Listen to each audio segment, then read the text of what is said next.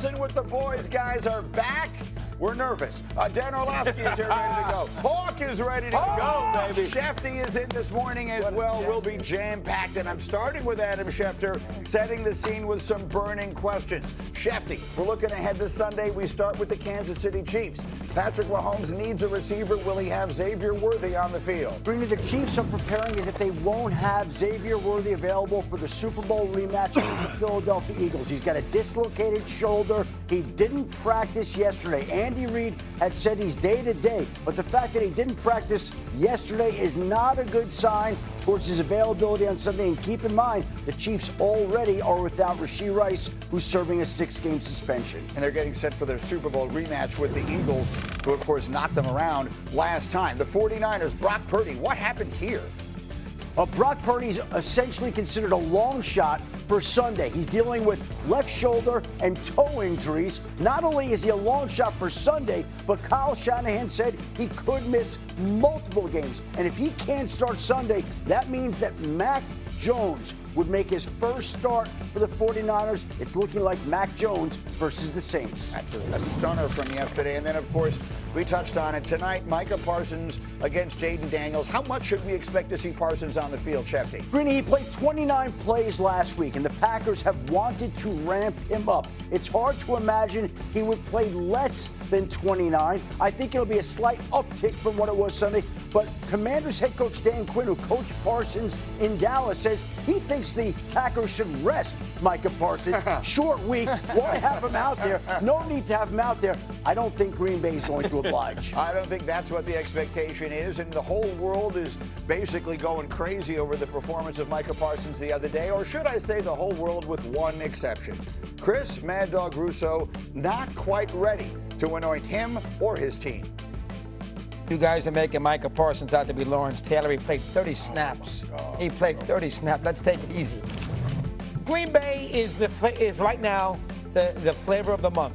Everybody thinks that the Packers are going to be the team to beat with the Eagles in the NFC. Let's put a little kibosh on it for the moment, and let's see how they handle it with Daniels, who might be the second best quarterback in the conference. Let's see how they handle it when he goes there on Thursday night. Dude, first of all, one of my least favorite things in this job is when people say, well, let's see what it looks like. No, duh, let's see. What are you going to tell everybody they're really good after win the Super Bowl? Second of all, they destroyed the team that won 15 games last year. That is a sign of things to come, that they are a plenty capable football team. Yes. So, I mean, look, comparing anyone to Lawrence Taylor is probably a mistake because, I mean, no one is Lawrence Taylor until someone else is Lawrence Taylor. No one has been, and it's unlikely. But it does look like this guy is that kind of player, a guy who just destroys a game, and you saw it right at the beginning of their game with Detroit. Well, yeah, I mean, that's the special part about Micah Parsons being in Green Bay is because he doesn't have to do all the work. And when you add a player like that, you want it to be the piece, the missing piece to put you in the Super Bowl. Like, when you're watching the 3-and-out from the Detroit Lions to start this game on defense, they are flying around. This is not the right tape, to be clear. That is the incorrect tape. Yeah. What you're Jordan saying. Love. That is the incorrect tape. Incorrect tape. Here it is. Here it is. All right, so these are the first three plays of this game. Look at the Green Bay helmets. As a defender, Will, what does this make you think? Look at Carrington Valentine come from the opposite side of the field to go make this play. And it's not just him. Boom, boom, boom, boom. As an offense, you feel that. This is a defense that Hafley has flying around. So you add Micah Parsons into that mix, and when you see the sack he had, which he ran 36.5 yards at 18 miles per hour, it's because what they're doing is contagious. And with Micah Parsons, with a defense like that, he can do what he's great at, which is just go find the ball. And what you were saying, too, what you're seeing defensively, enthusiasm, effort, relentless effort.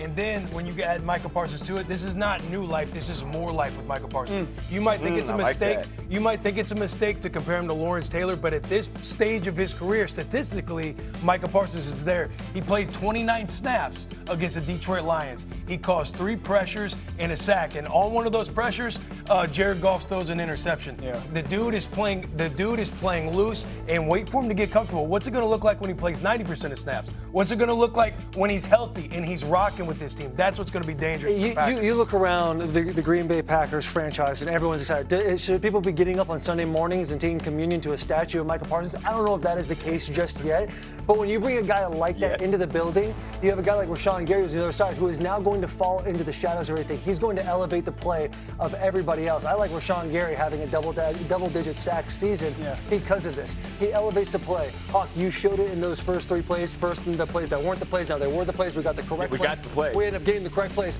But guys flying around the football, the enthusiasm, getting a wide receiver in the first round. People are excited about the Green Bay Packers because they should be excited about the Green Bay Packers. That's what it is. How much does he play tonight will be a huge storyline because you're going against Washington.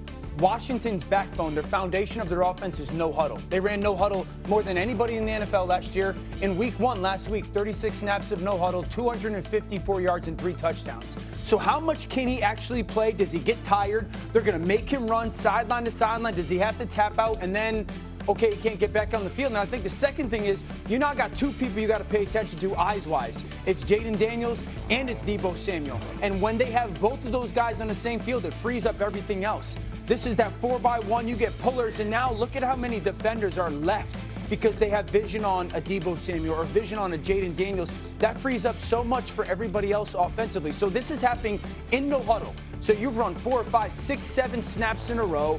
They're going at the line of scrimmage. You got to pay attention to Jaden Daniels. You got to pay attention to Deebo Samuel. How much are you shifting side to side? And now the defense maybe commits a little bit more to somebody that's not Deebo or not Jaden, and then that frees up free access for the pass game and allows your quarterback to get outside of the pocket, and Micah's no longer a threat. So for tonight, Packers fans, how much is Micah able to play? Does he get tired? How much is he running sideline to sideline? And can they actually get to 3rd and 5? Because if the defense can get to 3rd and 5, then they have a chance. If they don't, I lean towards Washington having a ton of success offensively. Oh, you like them. I had a take yesterday here. I want to see what you guys think of it. Whoever wins tonight sets themselves up to be the contender to Philadelphia in the NFC. We give them, Philadelphia is the big boys of the NFC right now. They're the defending champs.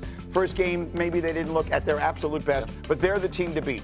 Whoever wins tonight, if it's Washington, they go in there and knock those guys out, or if it's Green Bay, if they look that good again, they're the #1 contender to Philadelphia. Do you buy it? Yeah, I buy that in a big way. This is similar storyline to what we talked about last week with the Ravens and the Bills. It's like, yeah, was week 1, but we're talking about playoff seeding here. When you have to win games or go home, who's going to be playing at home? That's what this game is going to help decide later in the season.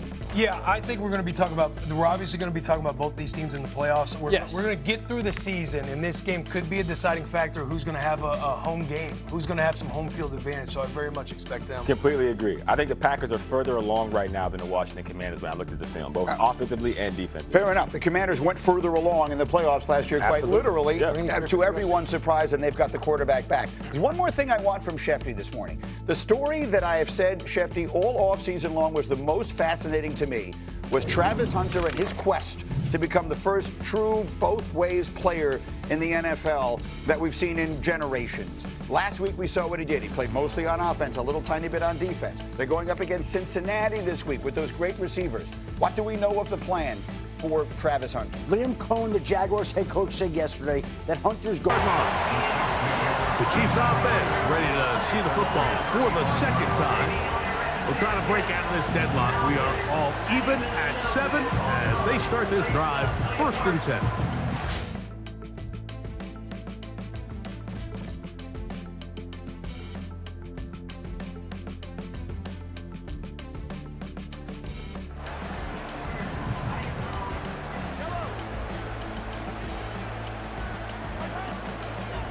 The drive begins with a run by Pacheco.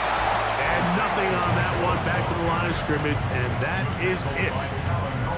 So often when it comes to safeties, Mike, we talk about their speed and their range, but for him to be able to come up and make a tackle and be physical at the point of attack and keep this ball carrier to no gain, that's pretty impressive.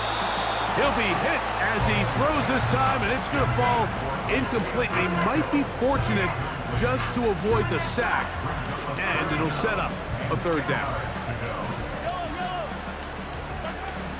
Out of the gun, here's Mahomes. That is caught. He gets the hook up with Rice. And they will bring him down on the other side of midfield. Mahomes finding Rice for the Kansas City 1st down. This is clinic tape for any young wide receiver out there watching this guy run routes. He has the defender thinking everything is a go ball. Attack him vertically, and then when you get to your route depth, you stick that foot in the ground, you break in, balls on time, results in a nice first down pickup. Play fake. Now it's Mahomes. And he can't hang on through the contact. It's incomplete. What a good job defensively to meet him just as the ball was arriving. And it'll be second down. To the air once more. It's Mahomes. Work in the middle of the field, but that is incomplete. He decides to go with this safe throw and throws it well short of the sticks. And at this level, Mike, you just can't miss layups like that. On third down, Mahomes. A ball deep for the end zone. That's going to be hauled in. He's got it. Hollywood Brown. Touchdown, Kansas City. Make it 2 touchdowns in the very first quarter of play. What an opening quarter he is having. Greg, that is 2 touchdown receptions here in the first quarter. Mike, all this guy has to do is keep this pace up, and he's going to have himself 8 touchdowns. But in all seriousness, if I'm this quarterback, I'm not looking anywhere else until this defense proves they have an answer. Because right now, they don't have it.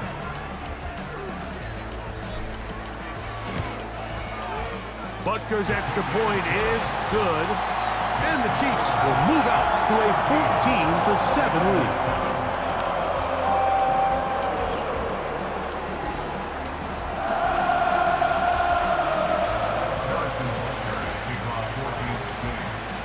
So now it's Butker following the touchdown to send this one away. Samuel going to see what he can do.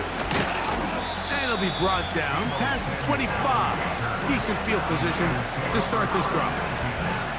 49ers offense about ready to get going on their second possession. They trail here by a touchdown as this drive will start with a first down.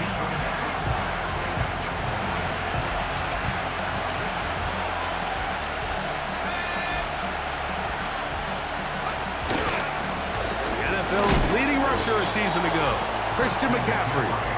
He'll move it ahead for about 3 yards.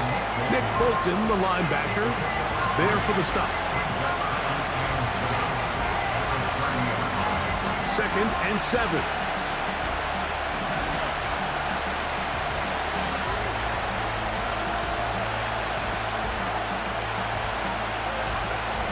From the shotgun, it's Purdy. Pass brought in by Samuel. And he's going to be dropped after a pickup of about 5. Now a 3rd and 2. They need 2. Here's Purdy. That's caught by McCaffrey. And he'll be taken down. And that's going to do it. That's the last play of the first quarter. So a big 3rd down hookup takes us to the break. It's the Chiefs on top. We'll be back in Kansas City after this.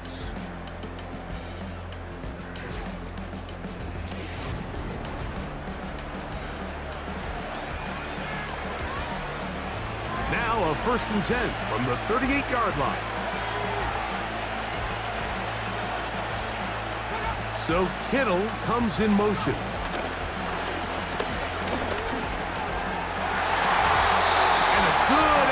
Defensively, it's knocked away and incomplete. There's a fine line between trusting